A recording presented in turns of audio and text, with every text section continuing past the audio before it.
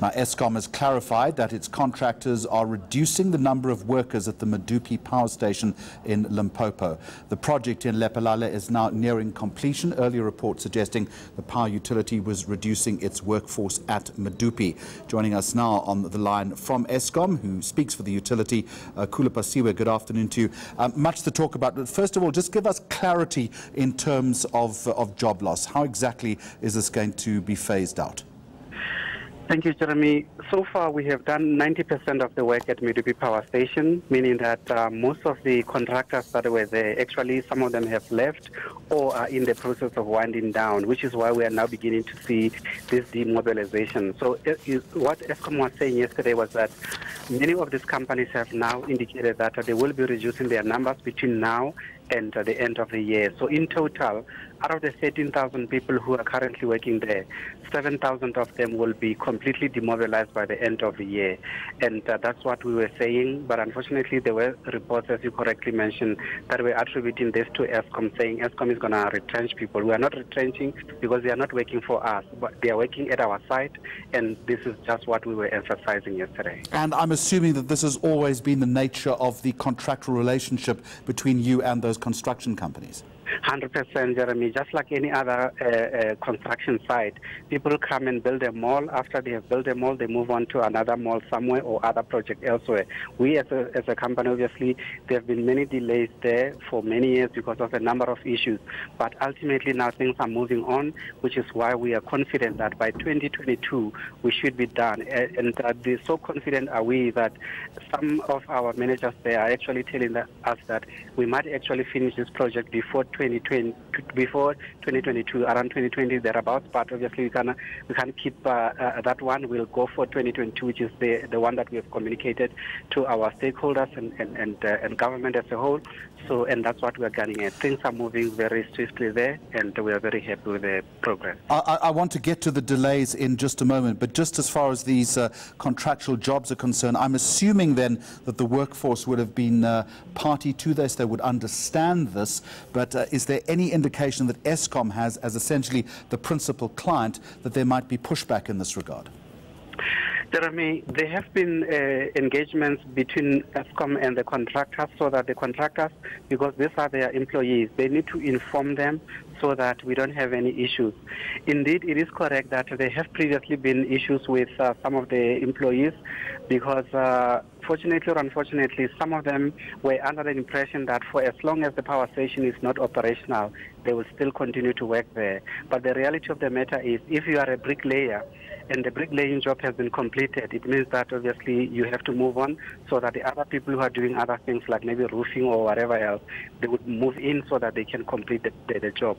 And that's where we are now. We are hopeful that the trade unions themselves and the companies that have hired these employees will be proactive in terms of making sure that this information is filtered through to the people so that we don't have any issues. All right, so the good news on the one hand is this might all come on stream a little bit earlier, but the bad news, and you will concede, is that you have overspent by just over 52 billion rand on both Medupi and Kusile. One political party is calling for a full forensic investigation.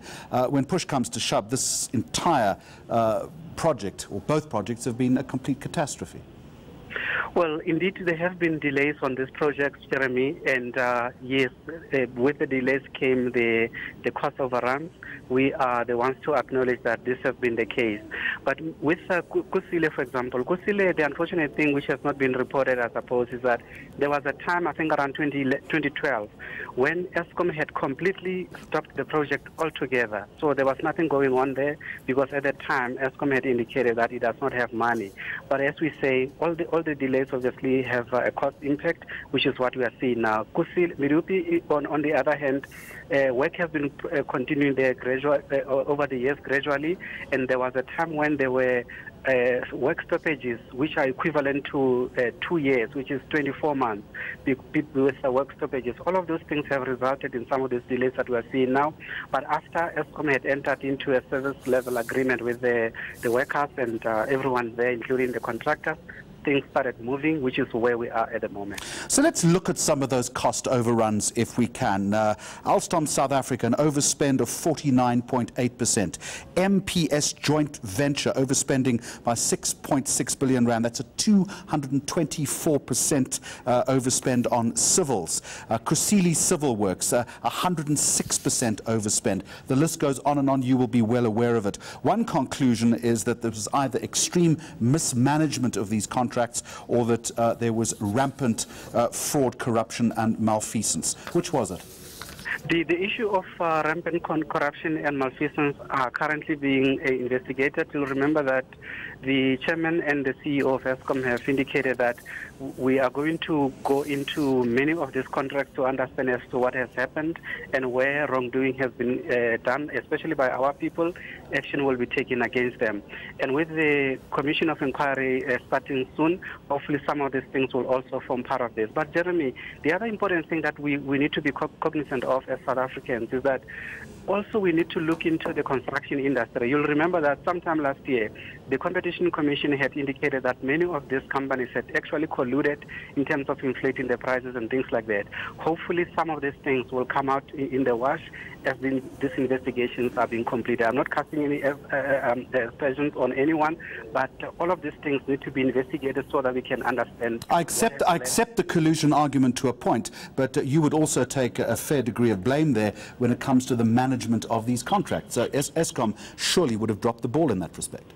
No, very true. This will form part of the investigation to understand as to, from our side, what is it that we could have done so that we can check these things before they happened, before they actually happened, and obviously make some learnings from there, so that in future, if we were to build anything that government will agree or permit us to do, then we should not repeat the same mistake. Business Day is reporting today, Mr. Phasiwe, that 2 months into the financial year, you've successfully raised more than 13 billion rand. That's good news. The bad news is, though, is the funding gap is still around about 58 billion rand. Who's lending the money? Who's decided to open their wallets to Eskom?